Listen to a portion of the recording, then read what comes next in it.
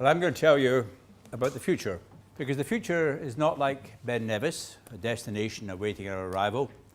The future is much more like Regent's Park, something we imagine, design, plan, and build.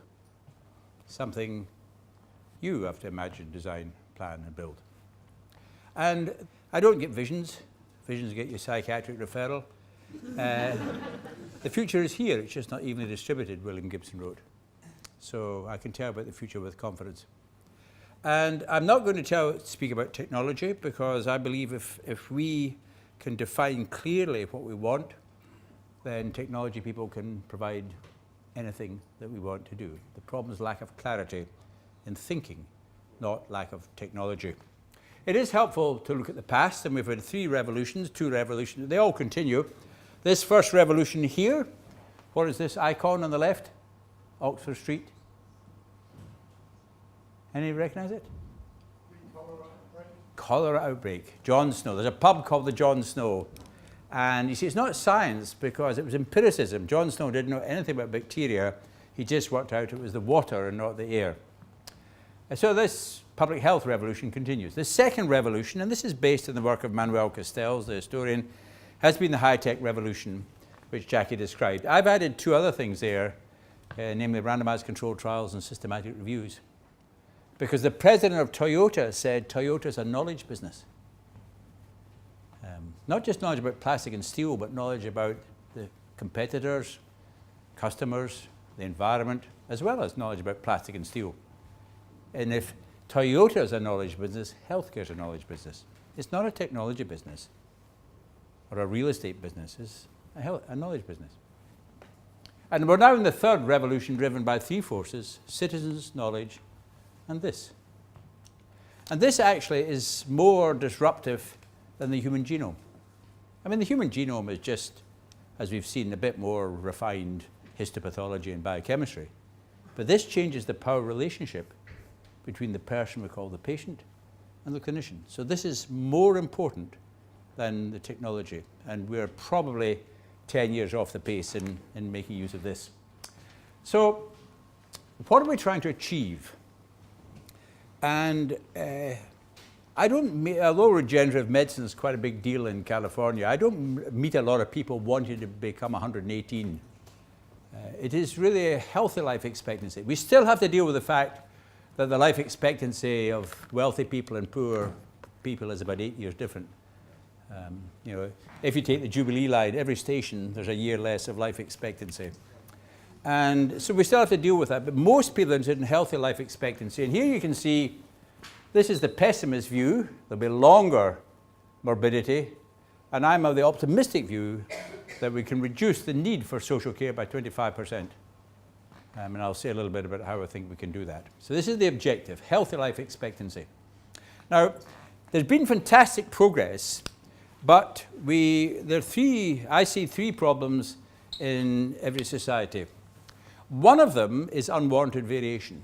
And this is variation that cannot be explained by variation in need or by the explicit choice of population. Now, sometimes variation is one-tailed, namely, we know for admission to a stroke unit, high is good and low is bad.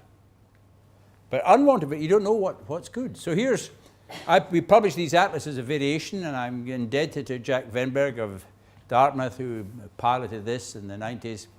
And that's the proportion of people dying at home. It ranges from 75% to 45%. What's right? I don't know. What do you think in your population? Oh, we didn't know what proportion of people died at home. Well, you better start thinking.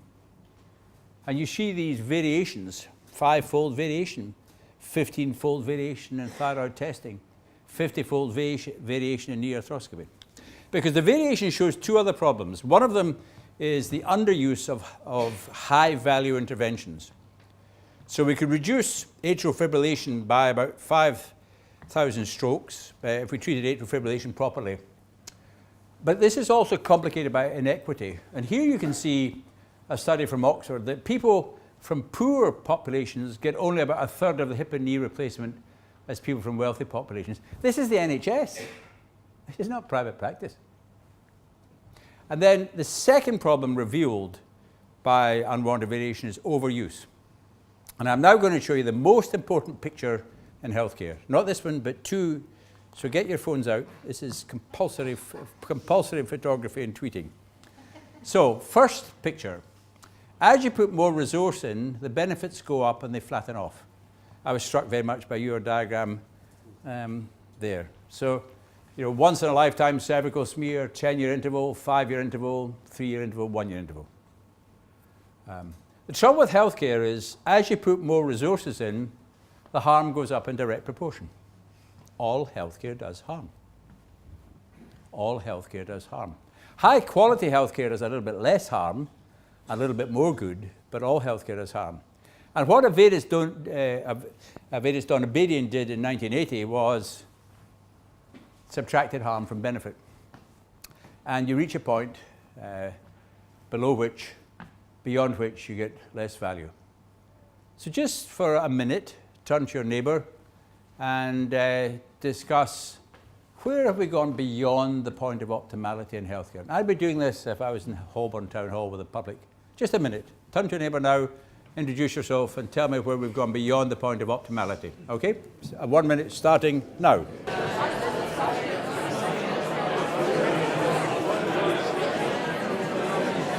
They're very lively. Let me tell you what's come up and see, and I've done this 100 times maybe, town halls, hospitals, health centres. Not on order of priority. Imaging, 12% a year increase in imaging, all of wonderful quality, fantastic. Lab testing, 8% a year. Elective surgery, hip and knee replacement. Cataract operations. Hip replacement was the operation of the 20th century, but now we're intervening too soon because it goes wrong in the best of hands. Doctors usually hang back from having an operation, even though they could pick the best surgeon, because it goes wrong in the best of hands. And then you get into more interesting prescribing and pharmacy. Sometimes specific drugs, antibiotics obviously, but polypharmacy for older people. And then very interesting issues come up, chemotherapy.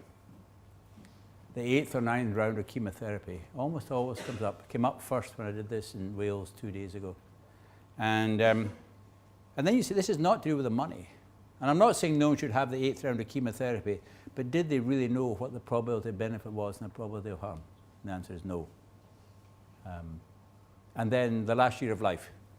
We probably spent £1 billion in the last year of life doing more harm than good, usually through the inappropriate admission of people to hospital. So there's examples of overuse. Now, when we start to look at what we're going to do, what did I do? Where's the machine?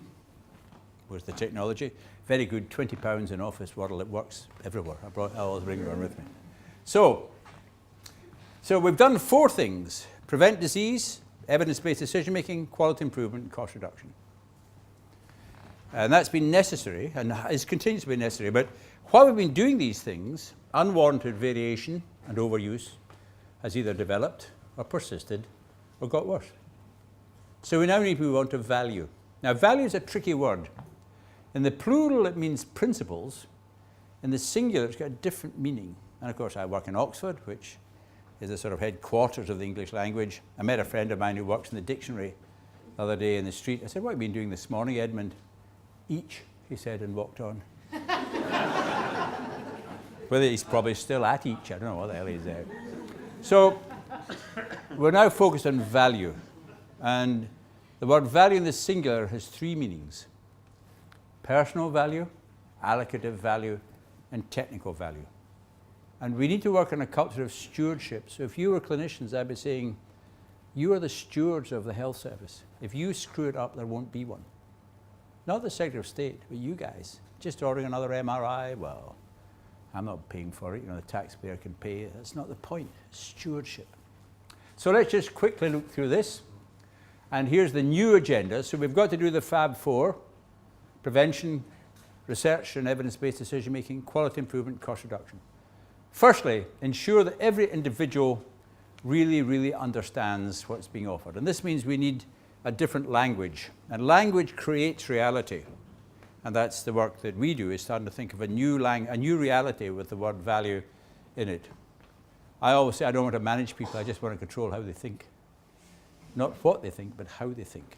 So you see here the doctor and the patient. I don't like that. Because actually, I spelled principle wrong, or spell checker spelled it wrong. And legally, the patient, the person we call the patient, is the principal, and the clinician is the agent.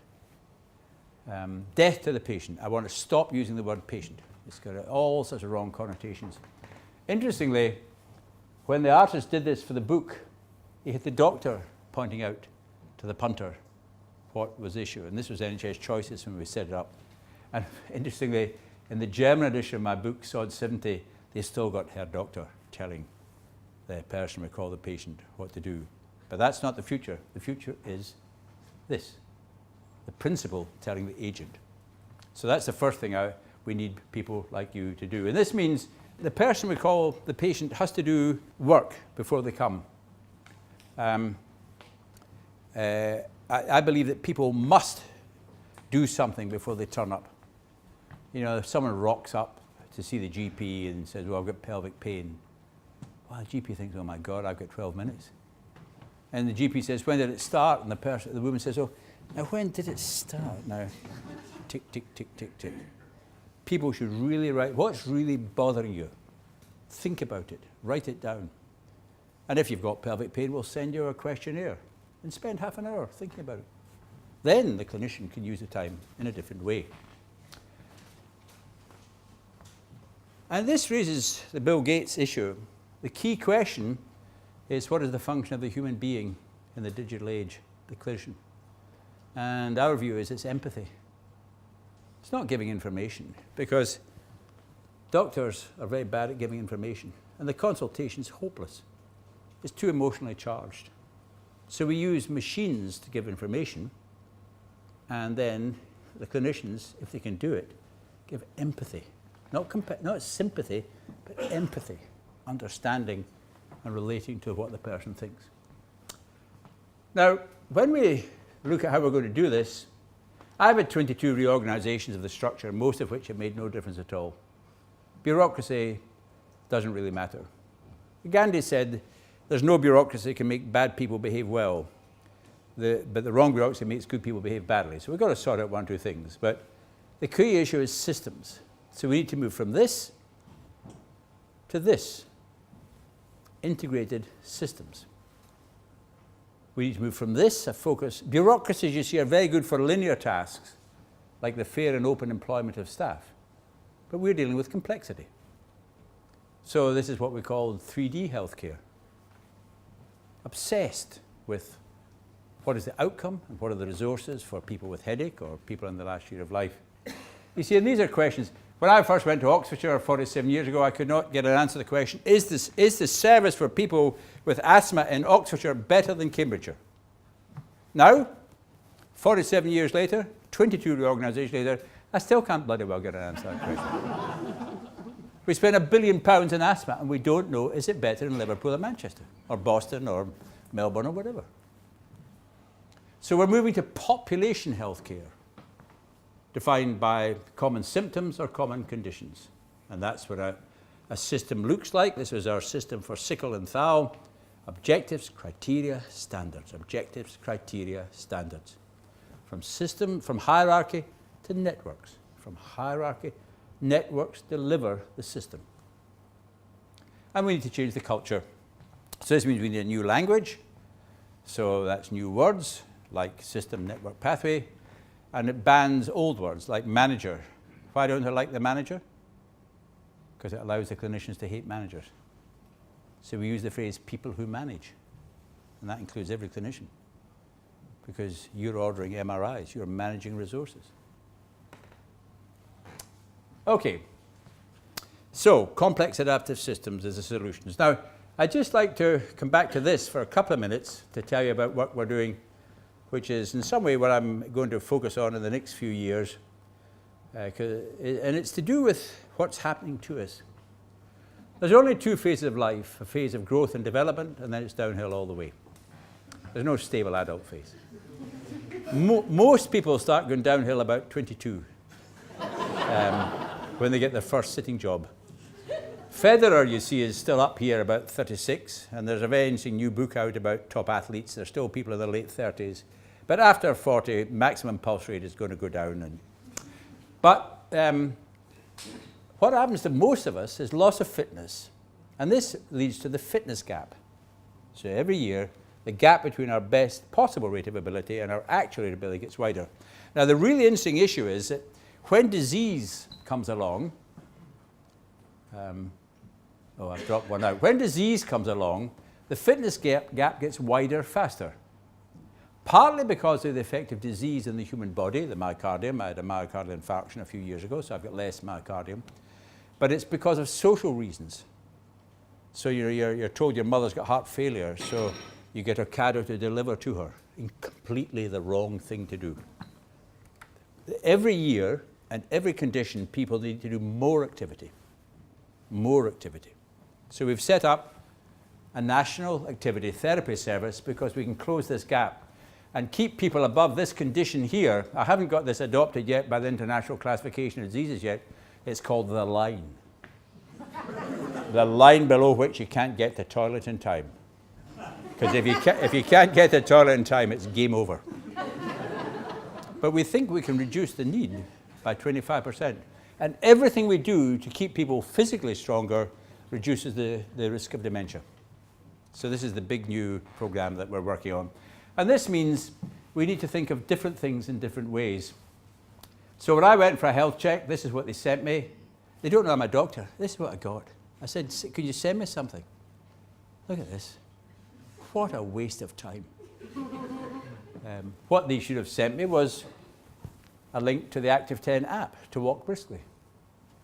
And this is what's activity therapy. My younger daughters had to take a friend to hospital, and she had type 1 diabetes at 12. It's a terrible disease for teenage girls, type 1 diabetes, and their families.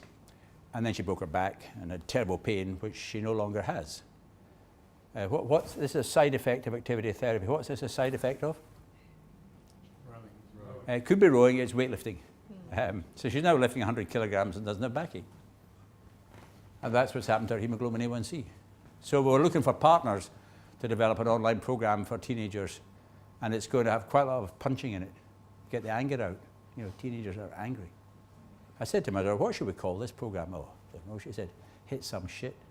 So that's my ambition, is to have an NHS program called Hit Some Shit. And then, of course, for people in their own homes, 5 million people in their own homes, how many of you have got one of these? Quite a lot. You're a fairly atypical audience, but it's coming fast. I think she loves me, Alexa. I looked her up, and then, of course, then I realized that if you put Alexa into Google, that's the people who emerge. But so our plan, and again, we're looking for partners, is to get everyone online. 70s, 80s, 90s, let's get on. They've got digital TV, and I don't know anything about these things, but you guys can do it. We need to think how we do it. We also look at new ways of raising the NHS. The state cannot do this alone. So we're looking at ways, another idea, how you set up a local sort of economy thing. So if you wanted to give money to a boxing club for young boys and girls in Southwark, how could you, when you spend money, how could you get a little bit of something given to that boxing club there? Not to the National Boxing Association or the National Rowing Association, whatever, but starting to think of an app that you could do much more engagement of local people in raising funds, because people like me can't do it.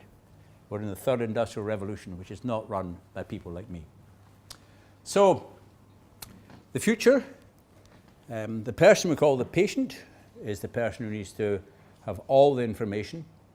Only the person we call the patient is constant. Everyone else is part-time, shift work. So we have to give the resources to the individual. The person we call the clinician, maybe empathy is the key resource, because they can't know everything. There were very nice graphs we saw earlier on. The machines can know things and give information. So the human beings have to give empathy, and I hear quite a lot of non-empathic clinical practice being delivered. And then we need hospitals and health centres and insurance companies and the like, but they're linear organisations. So what we need is non-linear thinking. dealing with complexity and population-based systems. So I look forward to our next speaker and to taking comments and questions at the end. Thank you very much.